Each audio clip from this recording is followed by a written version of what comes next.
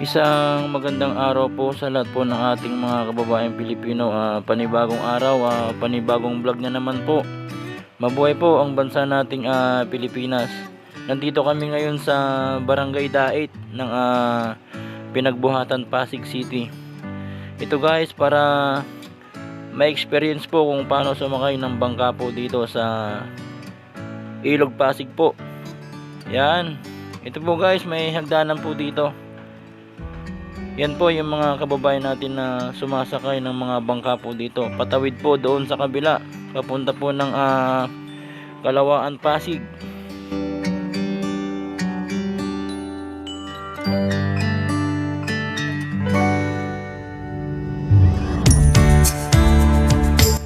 At ito na nga po kami guys, pababa na at sasakay na po ng bangka.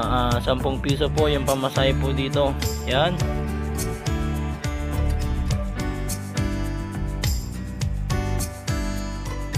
First time po ma-experience sumakay ng bangka po dito sa Ilog Pasig.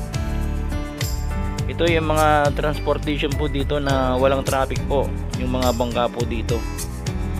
Yan guys, yung operator. At ito po, ganito po kalawak ang Ilog Pasig dito sa Dait, Pinagbuhatan.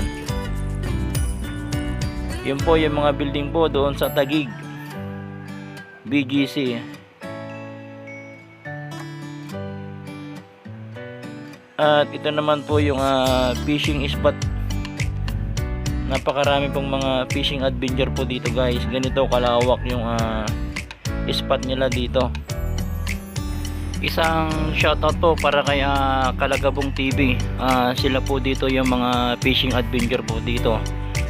Sana po suportahan po natin siya dito sa kanilang fishing adventure dito sa Dait po ng Pinagbuhatan, Pasig City. Dahil wala siya at hindi kami nagkita po, sumakay na lang po kami ng bangka po dito para ma-experience po kung paano po sumakay ng bangka dito sa Ilog ng Pasig.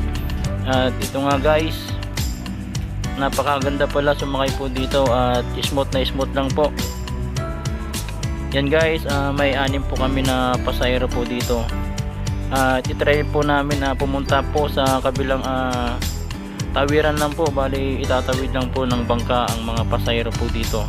At pagkatawid po ng mga pasahero, babalik din po kami. Dahil gusto lang po namin na ma-experience kung paano po sumakay ng bangka po dito sa ilog po ng Pasig. Yan guys, napakalawak pala ang spot po nila dito. February 14 po, 2024, alas 2 na po ng hapon ko narating ito, kaya wala na po dito yung mga fishing adventure po dahil mainit na. Yan po, ganito po kalawak ang Ilog Pasig po dito sa Dait, Pinagbuhatan, Pasig City.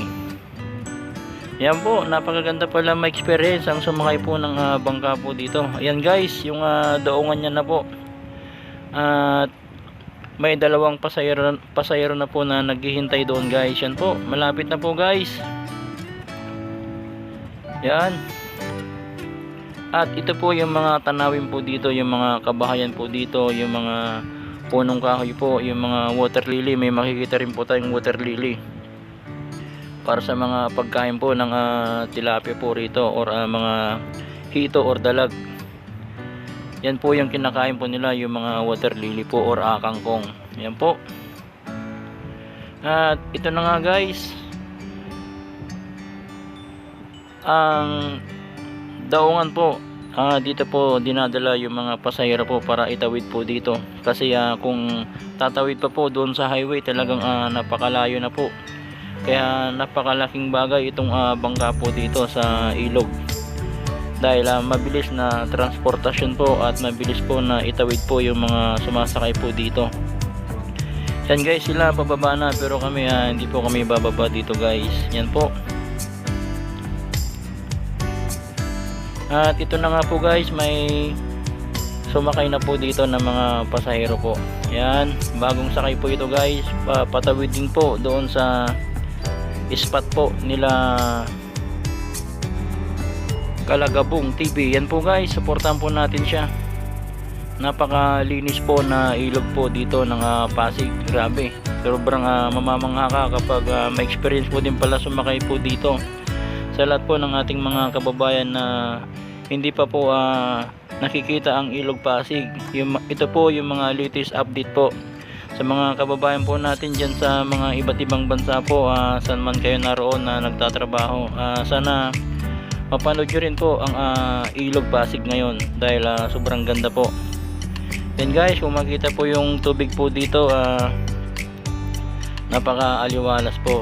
At yun po, yung bangka po doon guys, nagtatawid din po siya ng mga pasahero. Kumbaga dito may mga ruta-ruta po yung mga bangka po dito para magtawid ng mga pasahero po doon sa Kalawaan, Pasig City. At ito naman po yung pinagbuhatan. Yan guys, at malapit na rin po kami dito sa spot ni Kalagabong TV po.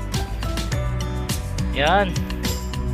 Diyan din po kami pupunta guys sa bangka na po, sa bangka na yan guys. Yan po. Yan sa Luzon, Visayas, Mindanao po yung mga kababayan po natin diyan. Sana mapanood nyo rin po ito para makita nyo rin po ang mga latest update po dito sa ilog ng Pasig ng Dait Pinagbuhatan. Napakaganda po. Yan, mga tanawin po dito, yung mga punong kahoy po, yung mga kabahayan po dito. Yan guys, napakagandang may experience pa lang sumakay po ng bangka po dito. 10 piso lang po yung bayad po dito. Yan guys, bali pagbaba po dito, aakyat na lang po. Nandyan na po yung mga dilaw na tricycle po kung kayo ay pupunta po ng Pasig Palengke. Ayan, sasakay lang kayo ng dilaw na tricycle po dito guys. Yan po, napakaganda.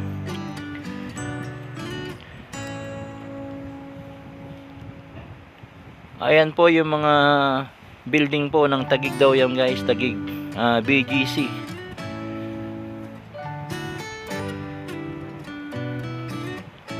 Ayan po, napakaganda po yung mga tanawin po dito. Grabe, kung makita nyo po yung ilog dito, napakalawak po.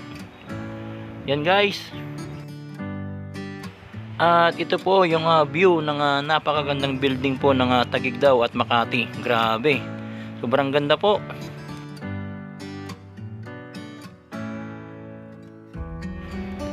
At marami po tayong mapapanood po dito at makikita po ng mga tanawin bukod po sa mga punong kahoy, mga kabahayan, mga building po na mga nagtataasan sa Taguig.